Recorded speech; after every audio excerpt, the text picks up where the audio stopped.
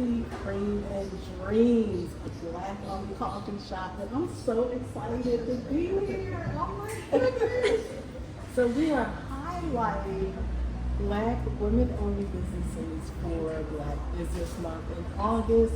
And I'm going to let these ladies introduce themselves because they are the co-founders, right, of this business.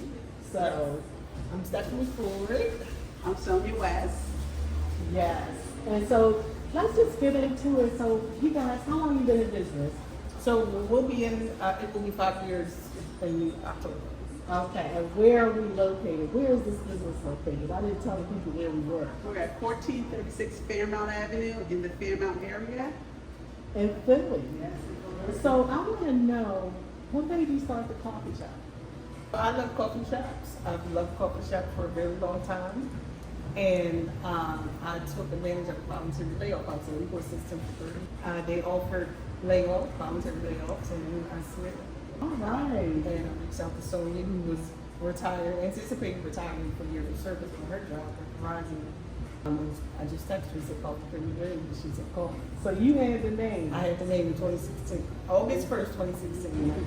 So are you guys been friends long time? Probably about, since maybe 2013. Yeah. So how is it being friends in business? It's good. We have two different personalities. Yes. So, yeah, so it kind of works, you know, because probably we're not the same. Right. So it just kind of works. Right.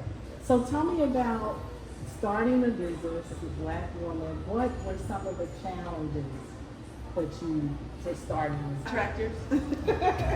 Well, our biggest challenge was COVID because we opened farmers for COVID. So that was our biggest challenge thus far. Just starting a business 5 months before COVID, a retail business, a new space for both of us. Although I love a good cup of coffee, I didn't really have any knowledge of running a retail, you know, brick and mortar. So that was probably the biggest challenge in navigating that. Pretty much barely making it. So we have not had employees. It's only been Sonja and I for these past years. We have volunteers that come in to help out, so we can take a day off and be, you know, working accordingly. But we don't have employees. You're still trying to figure that out. Yeah. So it's, but the COVID was the biggest challenge. And then you just said, like, some of the contractors, shop contractors, navigating the city's the system to start a business. We're dealing with something now with permits for the outdoor seating and, you know, all that kind of, yeah. So stuff come and go. So you said something interesting to me that you didn't have any experience running a retail store. Or brick and mortar. Brick and mortar. So tell me about that. How was it trying to learn that, figure that out, and having customers coming at the same time? Well, we did have help. Yes, go ahead. We had a young man, he came in and volunteered for the first 6 months. Yeah, came in and just, a guy that I met at another coffee shop, went to a coffee shop, told him that I was opening a coffee shop. We exchanged numbers and, you know, and like 2 days before, we were in IKEA buying plants and he texted me, it was like, if you need any help on Monday, just let me know. So I was like, guys, so I was like, yes, we need help because her and I, we had, you know, 2 hours training on how to make espresso drinks. So y'all did not make coffee? No, we were like, so you have to learn the machine, you have to learn the machine, yeah. espresso, the coffee, running a retail, Yes. what your numbers, Numbers, understanding if you're profitable, Exactly. and all that all of that kind of stuff. And some of those things you know, we're still kind of wrestling with and learning. But, you know, I'm a figure it out type person. Yeah. So just, you know, try to figure this out and you know, figure the next thing out. So I mean, you can do what you want. You just have to figure it out. So that's essentially, that's really what was my mindset when I took the voluntary layoff and said, I'm going to get a coffee shop. I've been to it, I've been to several, you know. Right. So on the surface, I'm like, okay, you need coffee, you need tea, you need some pastries. I was familiar with the brand of coffee that we sell, La Colombe, which is local. And I was familiar with a lot of the cafes in the city, so get the pastry from like the same supplier. or some of their pastries, so I was familiar with those people. And then we would just visit coffee shops and ask questions. Where did you get this from? Where did you get that from? We were looking at the bottom of the cups, like, okay, they get this, this is the company that sells the cups. And, Okay. So things like, and just looking around and comparing, prices on menus. And so we would do that. And this is how we found this store. Yeah, we sit hours just drinking coffee and looking around like, oh, they got this, they got that. We can eat this, we did that. I love that because we were just talking earlier about, learning your industry. Right. And the way that you learn was being present at other coffee shops and looking and seeing what they're doing and figuring it out. The other thing you said is that you decided to start a coffee shop. You didn't think about what you didn't know. The experience, this was something that you wanted to do, you just went through it. Right. That was it. I always call it the opportunity. For me, it was the opportunity that presented itself. Because if they didn't say, who wants to volunteer to get laid off, I probably would have been laid off anyway, because they were just, making some changes in the firm. But it was just kind of like the opportunity that I took it. But that's just who I am to the core. I'm just going to figure something out. Let me raise you here, and figure it out. I'm just that type of person, and I always kind of feel, even today, that I'm employable. So if I need to get a job, I'm going to get a job. I love it. I love the attitude because you stepped out on faith and you just did it. Right. So so when would you tell someone who aspired to start a business, whatever that business is? It's not for the faint of heart. The days where you want to be like, oh no, it's not like, I'm not coming in today. We're not opening today. Right. We pride ourselves on being open every day on time. Even if we are running a little late, we're 7 o'clock we're opening the door. So it's not Right. And I understand that your hours, you were, 7 to 1. to 1. Monday through Friday. So you close at 1. Promptly. Why did you choose that time to close at 1? Because we opened before COVID, we used to say it was 5 o'clock.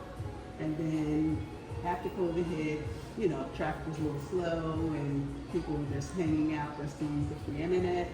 So it's like, wait a minute, Right. So it's like, so we scaled it back to 3 o'clock, then we scaled it back to 1 o'clock. Right. At 12:59, they mean running to the door. What does it mean being in this community? Because I haven't been in this part of the city in a long time. It has changed. They have built up a lot around here. What does it mean to be in this community? Well, we love this community. This is prime property, this corner here, and that corner across the street. But the community was great to us from the start, especially starting right before COVID. So they just kind of rallied around, and some people were just coming in like, I'll buy this gift card for later, I'll buy this gift card for later. And we were struggling, like our pastry suppliers were shut down. Nothing could get delivered. We had to pick up the coffee, good thing they're local. But the community was just good as a whole. They did so much so that when people, we get a lot of students from Temple and it's around in schools, and when they're done and they're finished, they come back like, we're moving. Sometimes they bring us gifts. Because we just have built up a rapport and a relationship with, different people. So it's a really good community, lots of dogs. We love dogs, we don't let them live, but we provide treats for them. But it's definitely a good community. I don't think every community is like this. I also believe that if you create the space, people will come. Yeah. So I think that's what we have done here. We've created a space for people to come, and they come. And people come and go. I was thinking this morning about neighbors living around the corner. They had 3 daughters, and the one little girl loved these pink donuts. So I would always call her mom and say, we had the pink donuts. But they moved to Ardmore, so we haven't seen them in a long time. But I just it popped in my head this morning. So we build relationships with people like that, and then they move. They have babies, and so we buy babies gifts, and they married. And we know drinks more than names. We know dog names more than people's names, but we know their drinks. And I so think a lot people of times, people really they do, and some of them will really state, this for me. Oh, it's just like the guy you encountered when he came from Just Drains. Tease with him, but we did. So speaking of communities, I noticed you have on here coffee, do it for the culture, co-working and meeting space. So why did you decide to create that space with it? Because this is a big coffee shop. This is like you said, prime real estate right here. We had the space to create. We had over there we didn't have a lot of space at all, even for storage. So here we have a huge storage room, and then there was just another room that was, we weren't doing anything with, so decided to make it a co-working space so people can come and work there until 4 o'clock every day. And the coffee shop closes at 1, but they can come and work there till 4, and they have access to the internet for the whole time that they're there, as opposed to up here, which is limited to an hour. And then for people in the area or outside the area, the space is available for rent downstairs and up. Okay. For certain types of events. Okay. We're not doing like 1-year birthday parties or anything like that. But and we host our own events. Okay. So we use that space upon. So you got a customer. And then this is the last question. So what does it mean to have black business? For me, it's there has not been a day since we opened up that I've gotten up in the mornings, especially on the weekends. Until almost 5 years ago, I never worked a week. So it's worked it off. It's Monday through Friday. So my Saturday mornings consisted of getting up and Sunday mornings consisted of getting coffee before church and going to church. So this, so it's just the freedom to pretty much do what you want to do to a certain extent. And it's a coffee shop, so you're just in there talking to people and learning different things about people. We get a lot of out of towners on the weekends, so I can always tell a lot about the accent. So it's always interesting to learn. This is great. To be in black business in this community in Philadelphia. What does it mean? I'm thankful, first of all, because we are so dedicated working for others, and I know many times we should be doing for ourselves. And I'm saying, I just so thankful that I can actually come out and be of service. I love that. Being of service, we talk about this place being a place of connections, community, and you just wrap it up with being of service. I love that. Thank you.